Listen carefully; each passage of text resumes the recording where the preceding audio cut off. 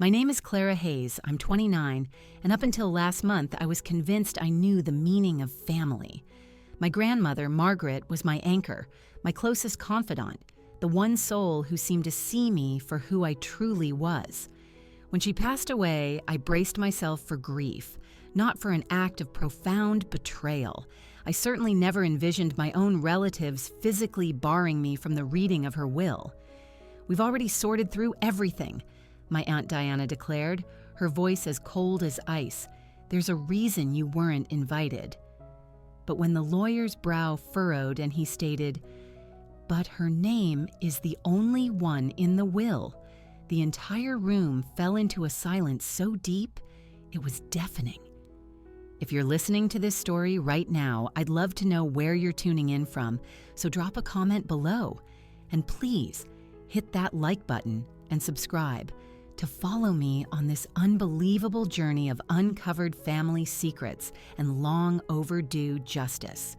Growing up, my connection with Grandma Margaret was a special kind of magic, something I didn't fully grasp the value of until I was much older.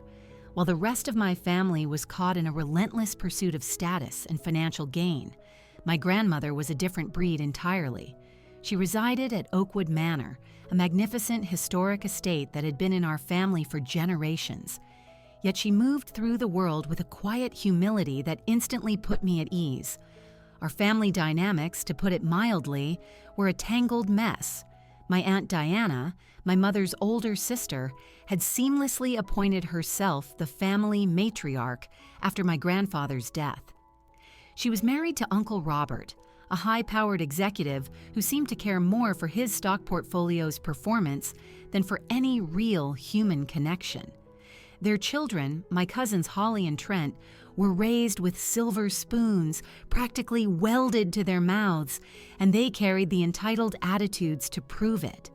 "Clara, dear, are you still wearing clothes from those discount outlets?" Aunt Diana would inquire at family functions, a smirk barely concealed behind her Chardonnay glass. "I really must take you shopping one of these days. People do notice, you know." My own mother, Susan, never once rose to my defense against these thinly veiled insults. As the younger sister who, in the family's unspoken hierarchy, had married beneath her station, she lived in a constant state of seeking approval. My father, Frank, was a dedicated high school history teacher who worked tirelessly, often taking on side jobs, but remained emotionally distant, forever trying to bridge the financial gap between our modest life and the family's lofty expectations. I spent my youth watching my mother contort herself to fit in, altering her opinions, her personal style, even the sound of her own laugh, all in a desperate bid for Diana and Robert's validation. Grandma Margaret was the sole person immune to this obsession with appearances. Yes, her estate was grand, but she lived with a refreshing simplicity. Family gatherings at Oakwood were tense exercises in silent judgment, with my cousins parading their latest designer acquisitions, while I wore the same simple dress I'd worn to the last 3 events. "Come and help me in the kitchen, Clara," Grandma would often say, expertly rescuing me from another one of Holly's monologues about her trip to Monaco. In the sanctuary of her enormous warm kitchen, filled with outdated appliances she steadfastly refused to replace, she would share her stories. "I married your grandfather when he was nothing more than a bookstore clerk," she told me once, her hands rhythmically kneading dough on a floured countertop. "My parents nearly cut me off. The wealth came much, much later. But we were deliriously happy even when we had nothing but each other. As I matured, I started to notice the distinct way Grandma Margaret treated me compared to my cousins. She was courteous and kind to everyone, of course, but our conversations had a depth that was missing from her interactions with the others. When I made the decision to major in social work instead of business or law, the paths dictated by family tradition, only Grandma championed my choice. "The world has more than enough people chasing profit, Clara," she said, her hand squeezing mine with gentle reassurance. "It desperately needs more people chasing meaningful change." The family's disapproval was swift and cutting. During a holiday dinner when I was 22, Uncle Robert condescendingly asked about my career aspirations. "I'm working in the nonprofit sector," I answered, deciding on honesty. "I have an internship with an organization for at-risk youth downtown." The table fell into a charged silence, which was then broken by a wave of poorly disguised chuckles. "Oh, darling, that's just so very sweet," Aunt Diana cooed. "But surely it's just a phase. Nobody actually chooses a life of poverty." What my family never knew was that Grandma Margaret had been secretly funding my education. She was also making substantial anonymous donations to the very organizations where I volunteered. She saw value in my path when no one else even bothered to look. "Your grandfather and I always dreamed of doing more charitable work," she confided in me one afternoon. "We even started a small foundation, but it got swallowed up by the family business after he passed. Perhaps one day you can be the one to revive that dream for us." As my grandmother grew older and I steadily built my career in nonprofit management, our bond only deepened. I made a point to visit her every week, no matter how packed my schedule was with grant proposals and community outreach events. We'd sit together in her sun-drenched conservatory, sipping tea and discussing everything from global politics to the simple beauty of her rose garden. My cousins, in contrast, rarely visited unless a mandatory family event required their presence, and even my mother typically only came by when Aunt Diana orchestrated a group visit. And yet they all professed to be incredibly close to her, posting meticulously staged photos on social media with captions overflowing with hashtags about precious family time. The family's resentment towards me festered and grew with each passing year. They perceived my relationship with Grandma Margaret as some sort of threat, as if her love were a finite commodity that I was greedily hoarding for myself. I had no idea that this simmering jealousy was about to boil over into something far more corrosive, something that would strip away all pretenses and reveal the true, ugly nature of the people I was supposed to call family.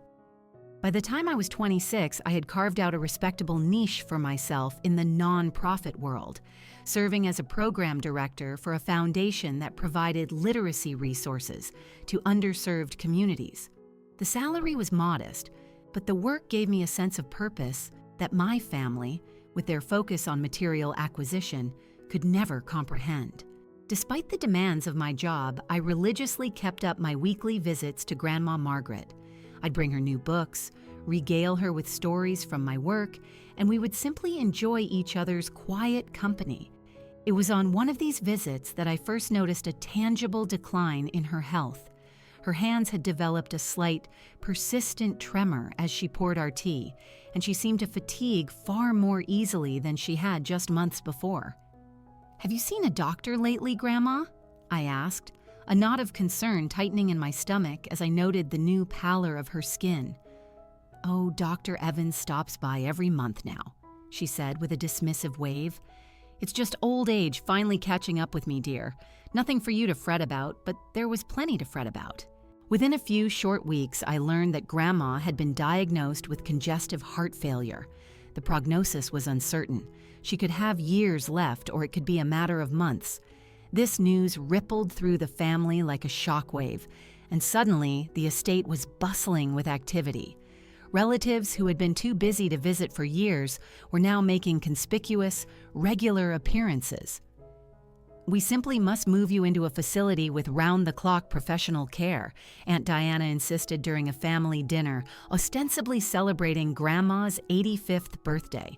I had originally planned a small, intimate gathering for her, but Diana had bulldozed my plans, expanding the guest list to include distant relatives and even some of Uncle Robert's business associates.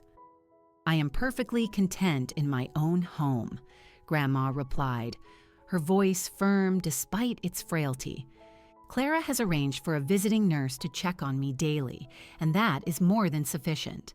Diana's eyes shot a venomous glare in my direction. "Clara seems to believe she knows what's best for everyone. Tell me, dear niece, what medical qualifications do you possess exactly?" The room grew uncomfortably still. I took a deep, steadying breath before I answered. I consulted with Grandma's team of doctors and followed their explicit recommendations. They believe that remaining in familiar surroundings is crucial for her overall well-being. How very convenient that their recommendations keep you firmly in control of the situation, Diana snapped back. That was the moment something inside me broke.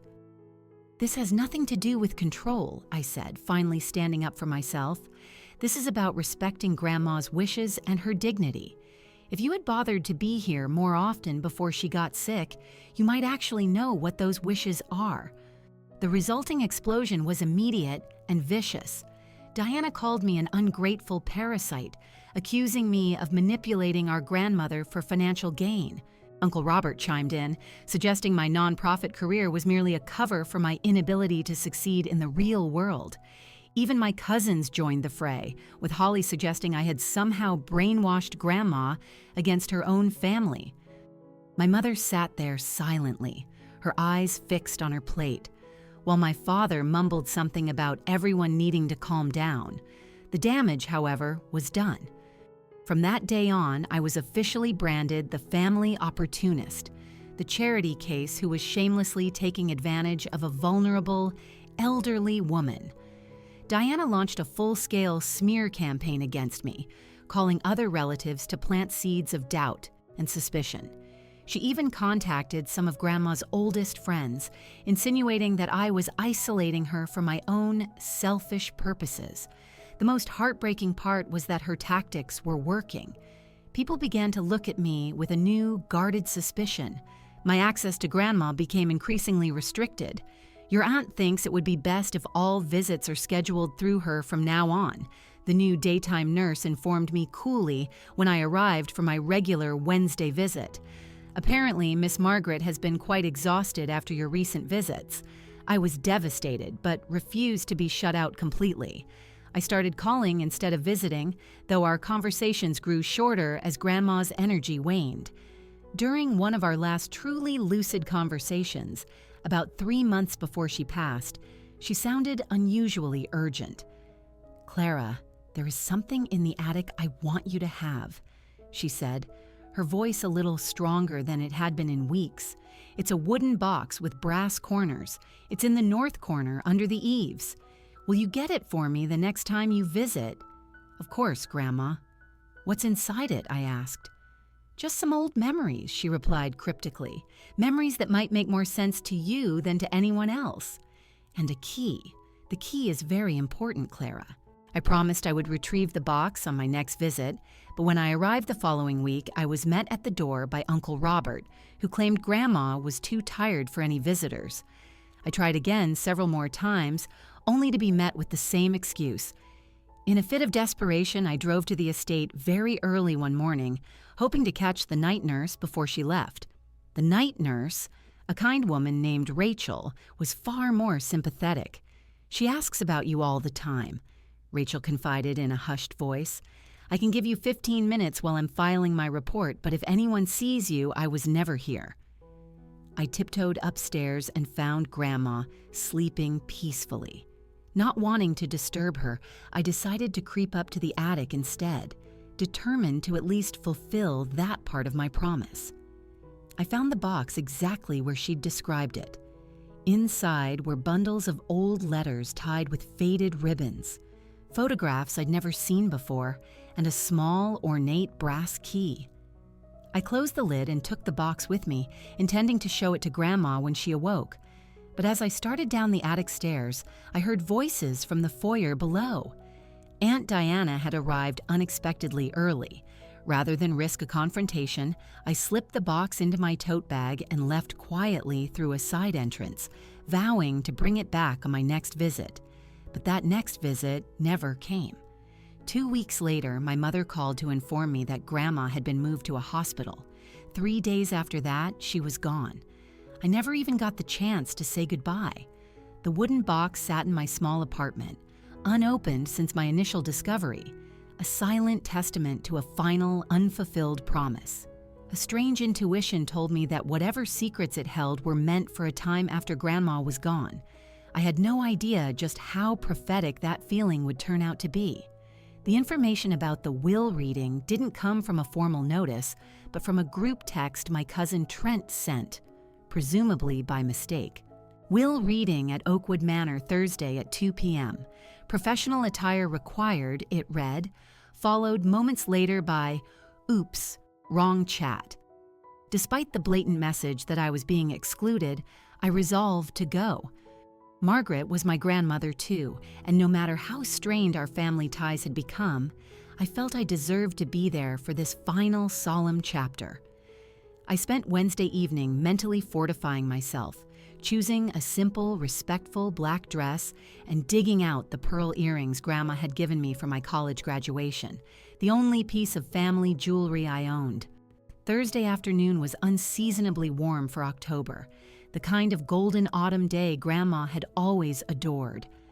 I arrived at the estate 15 minutes early, parking my beat-up sedan between Diana's gleaming new Mercedes and Robert's imposing BMW. Taking a deep breath, I walked up the familiar stone path, a flood of memories washing over me with each step. Arthur, the long-serving butler, opened the door, his usually stoic expression faltering slightly. "Miss Clara," he said, a flicker of what looked like genuine concern in his eyes. "I was not informed that you would be attending today." "I'm family, Arthur," I replied gently. "I belong here."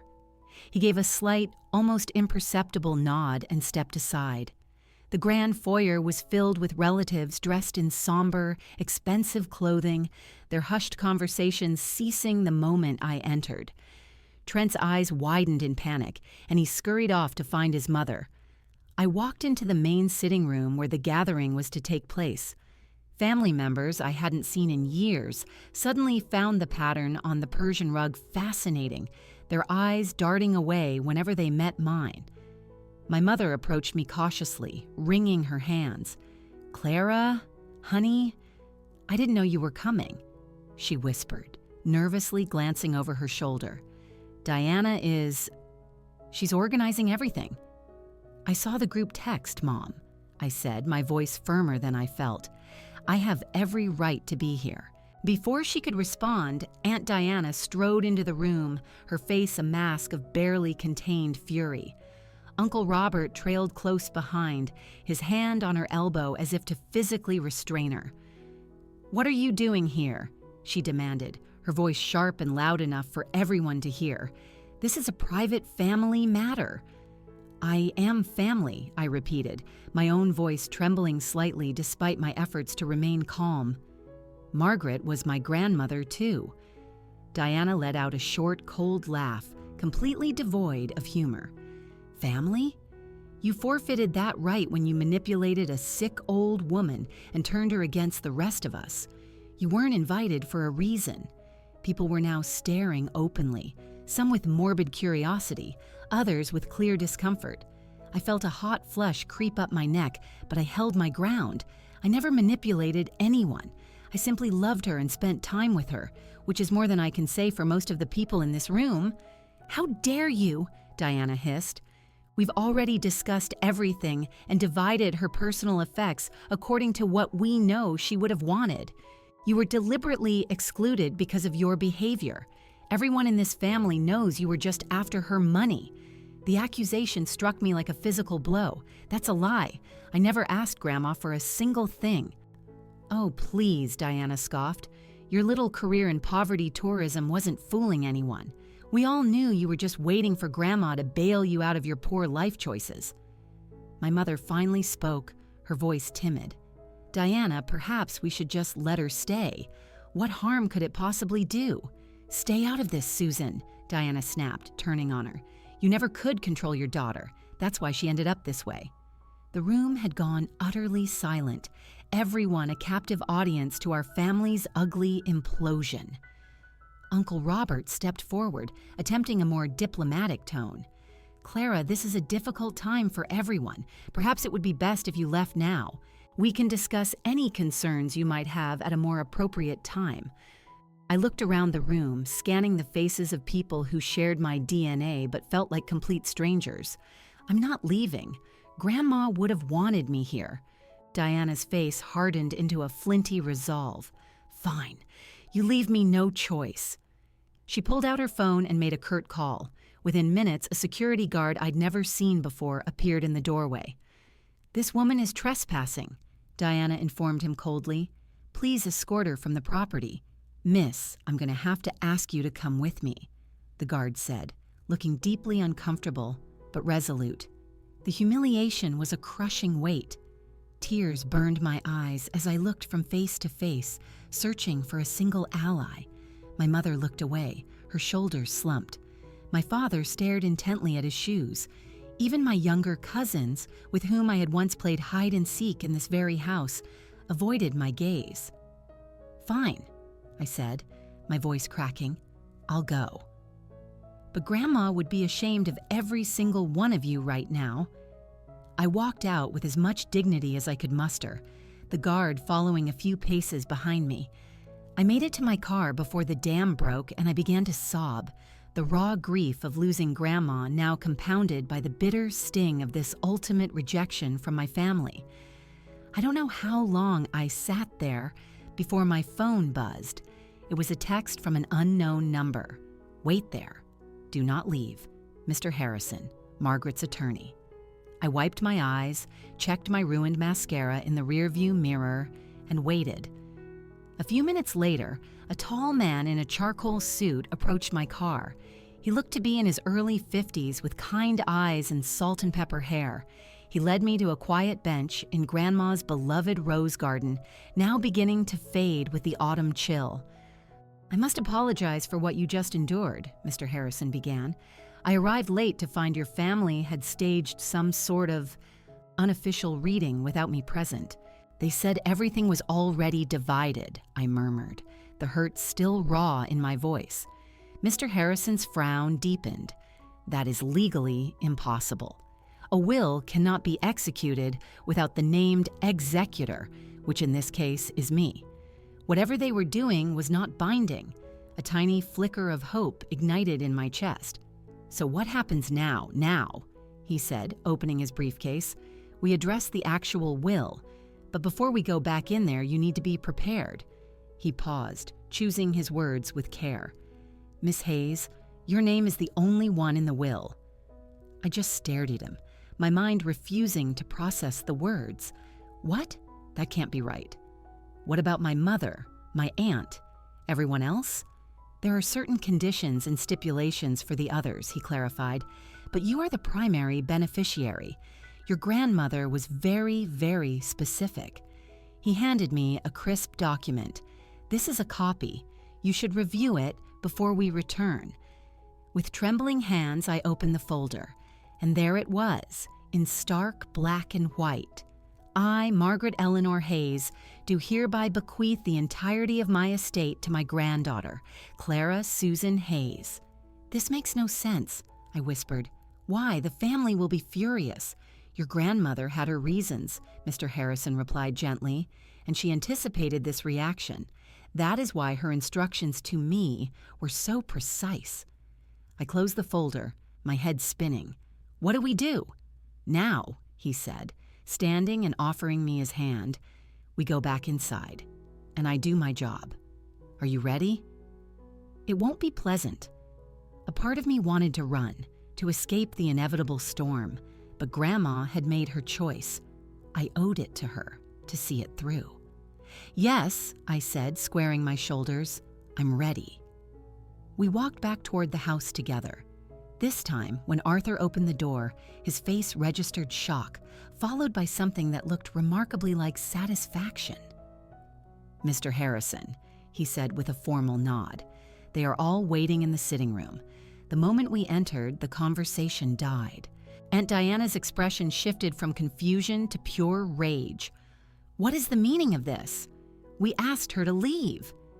"And I have asked her to return," Mr. Harrison replied smoothly.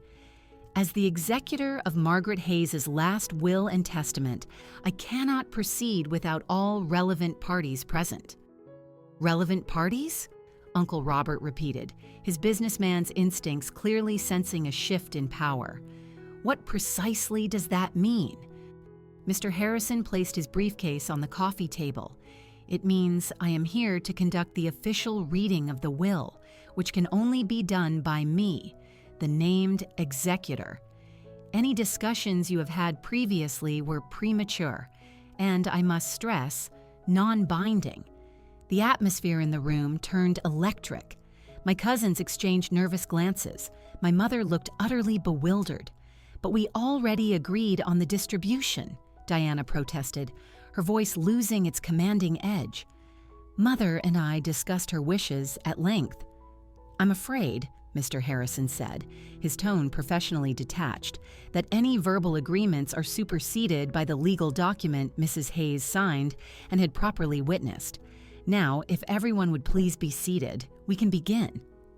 As everyone reluctantly settled into their chairs, Mr. Harrison caught my eye and gave me a nearly imperceptible nod of encouragement. I chose a chair near the door, apart from the others, my heart hammering against my ribs. The room fell into that profound, deadly silence as Mr. Harrison put on his reading glasses and began. "This is the last will and testament of Margaret Eleanor Hayes," Mr. Harrison started, his voice carrying a formal gravity that silenced any potential interruption. "Dated April 15th of this year and witnessed by myself and Dr. Martin Evans. April 15th. I did a quick mental calculation. That was just days after the disastrous 85th birthday party, right after I had confronted Aunt Diana.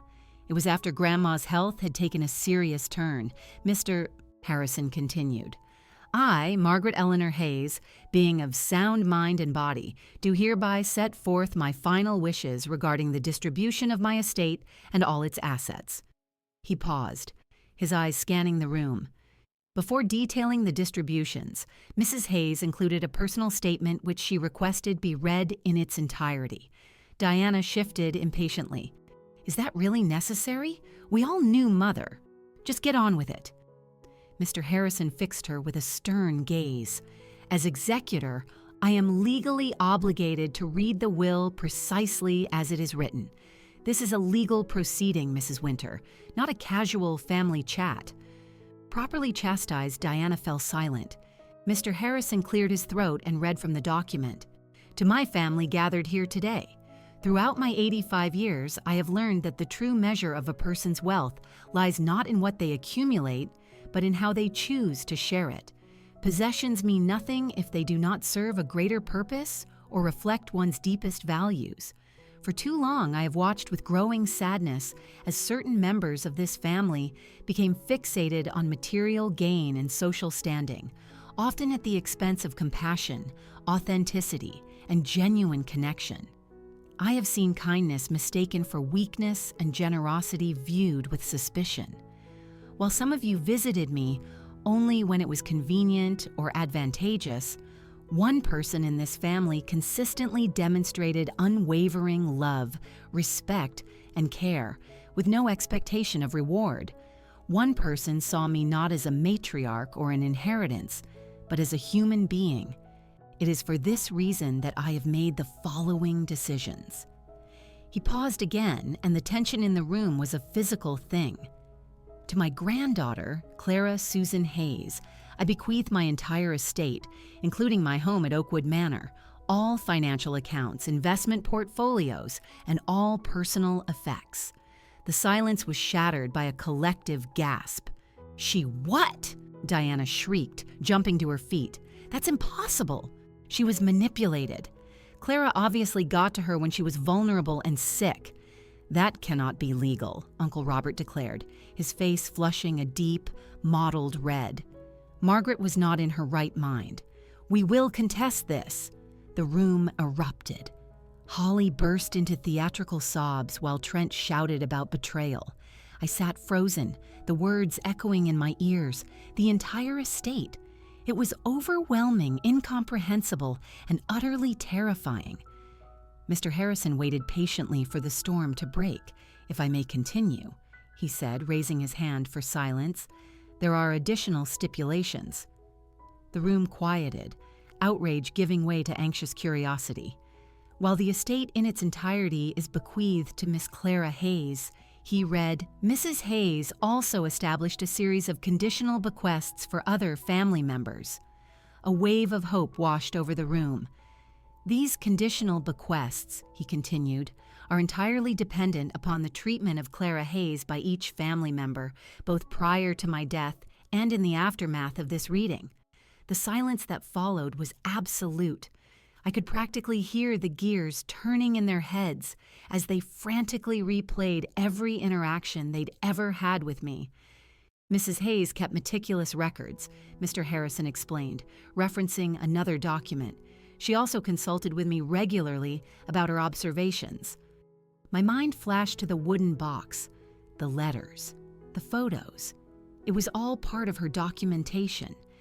Each potential beneficiary has been assessed according to criteria she established, he went on. These include demonstrated respect for Clara's life choices, inclusion in family events, and abstention from disparaging remarks about her character. And who exactly made these subjective judgments? Robert demanded.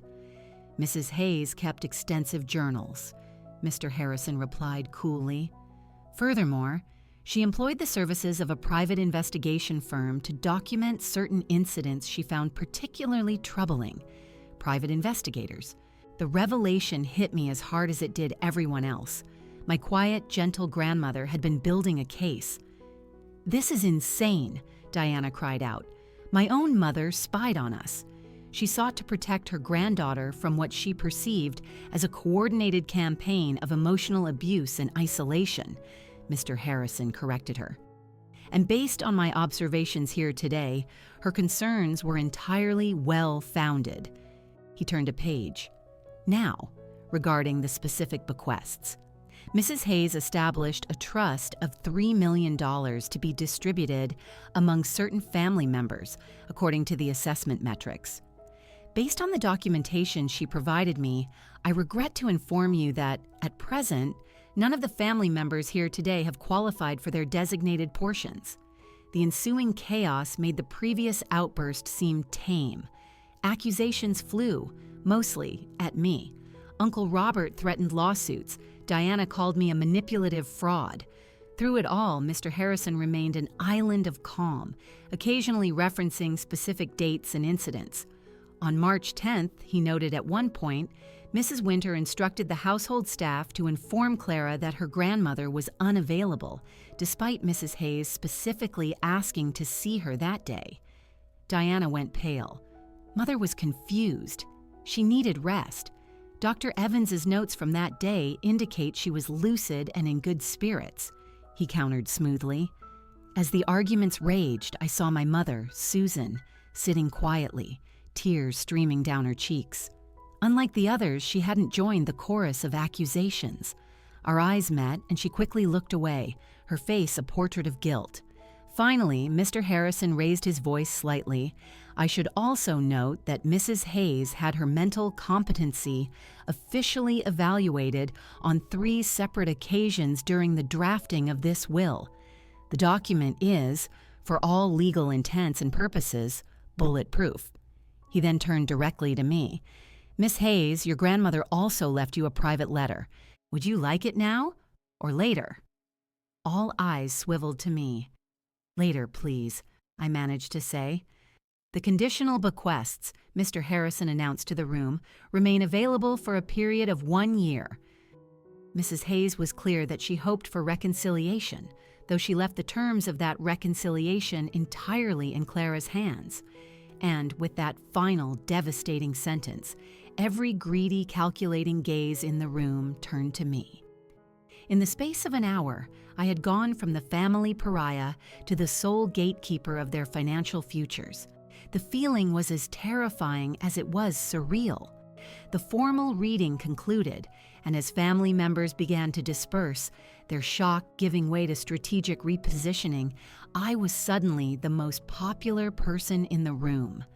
Clara, sweetie, Aunt Diana began, her voice dripping with a saccharine sweetness that was a complete reversal of her earlier venom. This must be so overwhelming. Why don't you come stay with Robert and me for a few days? We can help you navigate all this. The transparent ploy was almost comical. "Thank you, Diana, but I'll be fine," I replied neutrally. Uncle Robert tried a more businesslike approach. "You know, Clara, managing an estate of this magnitude requires considerable financial acumen. I'd be happy to advise you to partner with you on investment strategies. I'll consider all my options," I said vaguely. My cousins were even more blatant, with Trent suddenly recalling how much fun we used to have as children, and Holly mentioning a charity gala she thought I'd love to attend now that you're a woman of means. I excused myself from their fawning overtures and headed for the door, desperate for fresh air. As I reached the foyer, my mother caught up with me. "Clara, please," she said, her eyes red. "Can we talk?" I hesitated, emotionally drained, but nodded and followed her into the small, dusty music room. As soon as the door closed, she broke down completely. "I am so sorry, Clara. I should have stood up for you. I was so weak." "Why didn't you?" I asked, the question that had burned inside me for years finally escaping. "All those times Diana belittled me. Why did you never say a word?" She sank onto the piano bench. "I was afraid," she admitted, her voice barely a whisper. "After I married your father, Diana made it clear my place in this family was conditional. When you chose a different path, I was caught in the middle.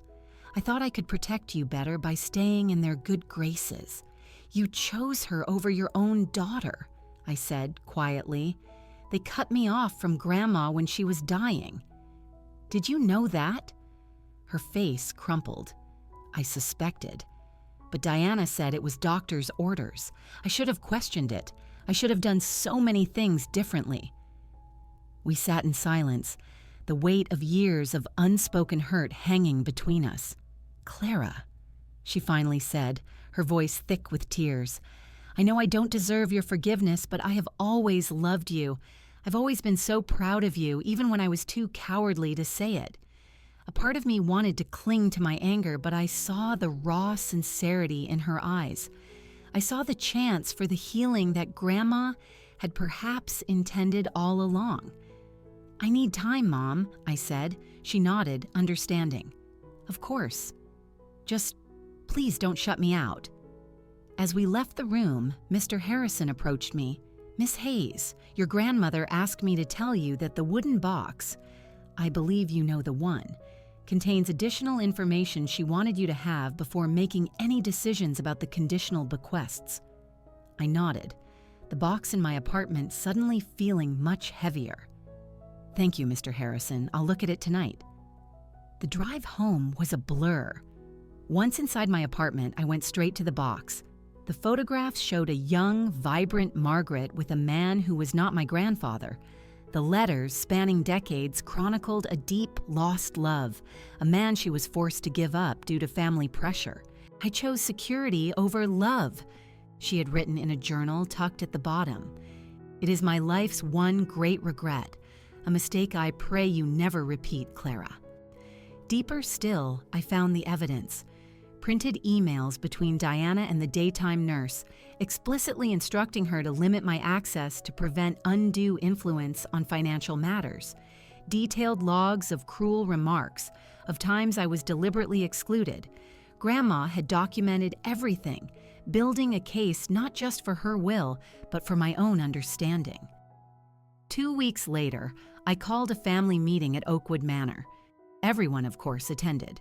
They were on their best behavior, their politeness a thin, brittle veneer. I stood before them, nervous but resolute. "Thank you for coming," I began. "I have given a lot of thought to Grandma's wishes. I believe she wanted this to be an opportunity for healing, not for further division. So I have decided to honor the conditional bequests."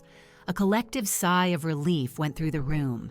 "But," I added, "with one additional requirement that I believe honors her values." "What requirement?" Uncle Robert asked warily. "Community service," I replied. "Each family member who wishes to receive their portion of the trust must complete 400 hours of verified volunteer work with one of the nonprofit organizations Grandma secretly supported for years." The silence was deafening. 400 hours? Diana exclaimed. That's absurd. We have careers, responsibilities. That's less than 8 hours a week for a year, I explained calmly.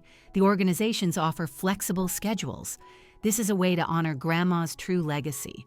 The choice is yours. The conditions are non-negotiable.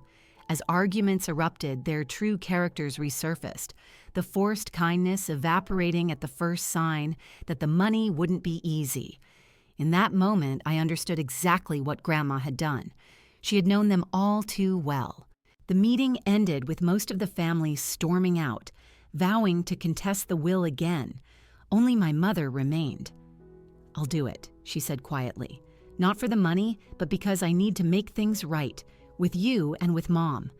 Her sincerity was a balm to my soul.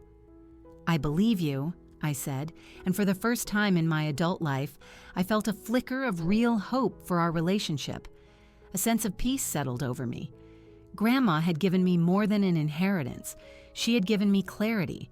She had given me the strength to stand up for the values we shared. In her final, brilliant act, she had set me free. 6 months passed, bringing a whirlwind of challenges and unexpected joys.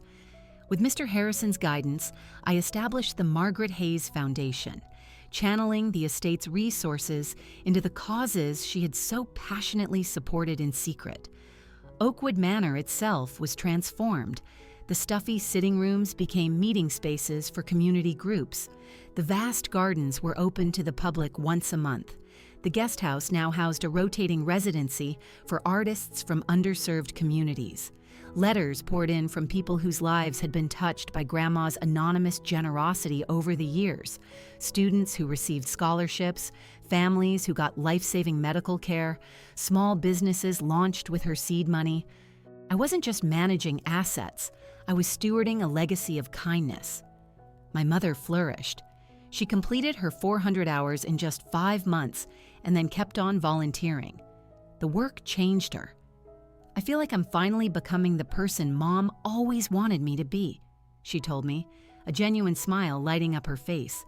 We started having dinner once a week, slowly, carefully rebuilding our bond. Aunt Diana and Uncle Robert, true to form, pursued a brief, costly, and ultimately failed legal challenge before cutting off all contact. Most of my cousins followed suit, choosing bitterness over personal growth. Trent, however, surprised everyone. He quietly approached me about the volunteer requirement and began working at a youth arts center. Our relationship remained tentative, but it was a start. The most precious discovery came from the very bottom of the wooden box, Grandma's personal journal. The final entry, written in a shaky hand, was addressed to me. "My dearest Clara," it read, "by the time you read this, I will be gone. Know that watching you grow into the compassionate, principled woman you have become has been the greatest joy of my life. Where others chose appearance, you chose substance. That is why I am entrusting you with everything. This is not a reward, my dear, but a tool. Use it wisely." On the 1-year anniversary of her passing, I hosted the Foundation's first community dinner at Oakwood. The room, once a stage for family tension, was now filled with laughter, connection, and a vibrant diversity of voices. Looking around at the faces of program recipients, volunteers, and community partners, I felt Grandma's presence more strongly than ever. This was her true legacy. Later that evening, walking through the gardens she had loved, I felt a profound sense of peace. I had learned that true family isn't always defined by blood, but by shared values and mutual respect. Grandma had known that all along. She had given me not just her wealth, but the freedom to build a new, better kind of family. What would you do if you suddenly found yourself in my position? Would you use an inheritance as leverage against those who wronged you, or as a bridge to potential understanding? I would genuinely love to hear your thoughts in the comments below. And if this story resonated with you, please consider liking this video, subscribing to the channel, and sharing it with someone who might need a reminder that true wealth is measured in how we treat one another. Thank you for joining me on this incredible journey. End of story.